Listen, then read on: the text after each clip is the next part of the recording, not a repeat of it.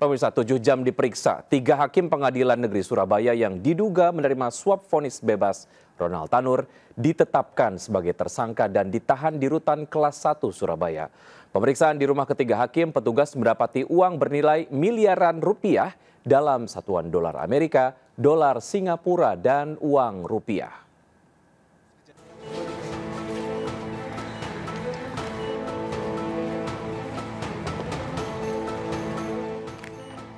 Usai diperiksa 7 jam oleh penyidik Pitsus Kejagung, 3 hakim PN Surabaya yang diduga menerima suap dalam vonis bebas Ronald Tanur ditetapkan sebagai tersangka. Keluar dari ruang pidana khusus Kejati Jatim, Erin Tuah Damanik, Mangapul, dan Heru Hanindyo langsung mengenakan rompi tahanan. Selain ketiga hakim, Kejagung juga menetapkan Lisa Rahmat, pengacara Ronald Tanur, sebagai tersangka. Sebelumnya dalam penggeledahan di 6 lokasi, yakni di apartemen ketiga hakim, rumah Lisa Rahmat di Surabaya, dan apartemen Lisa Rahmat di Menteng, Jakarta Pusat, penyidik Penkum Kejagung menyita uang tunai dalam rupiah, dolar Amerika, dolar Singapura, dan ringgit Malaysia, serta yen Jepang, keseluruhannya sebesar 20 miliar rupiah lebih. Dari rumah Lisa, penyidik menyita uang 1,1 miliar rupiah, 450 dolar Amerika, dan 717.000 dolar Singapura. Sementara dari rumah Erin Tuah Damanik disita uang 97 juta rupiah, 32.000 dolar Singapura, dan 35.000 ringgit Malaysia. Penyidik juga menyita uang 104 juta rupiah, 2.200 dolar Amerika, dan 9.100 dolar Singapura, serta 100.000 yen dari apartemen milik Hanindyo. Sedangkan dari apartemen milik Mangapul, petugas menyita 21 juta rupiah, 2.000 dolar Amerika, dan 32.000 dolar Singapura.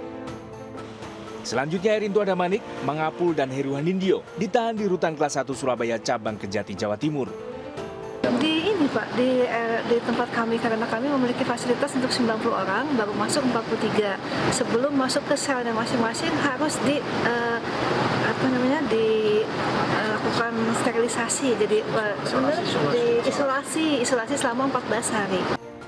Dari Surabaya, Jawa Timur, Hari Tambayong, iNews melaporkan. Pemirsa, Komisi Yudisial meminta Mahkamah Agung memecat secara tidak hormat kepada 3 hakim pengadilan negeri Surabaya tersangka kasus suap vonis bebas Ronald Tanur. Sementara pasca vonis bebas Ronald Tanur dianulir, Kejati Jatim akan menjemput paksa Ronald Tanur.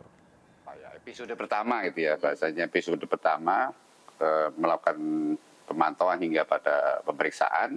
Sampai kemudian kita memplenokan, Komisi Yudisial telah memberikan rekomendasi untuk memberikan sanksi dengan adanya penangkapan OTT ketiga hakim tersebut. Tentunya ini menjadi bahan tambahan bagi Komisi Yudisial dan Mahkamah Agung pada proses MKH tadi. Jelas kami sudah agak berbesar hati karena dia terbukti bersalah, itu yang pertama. Nanti kita upayakan petunjuk hukumnya seperti apa. Yang jelas pada saat ada pengajuan upaya hukum tidak akan menghalangi eksekusi.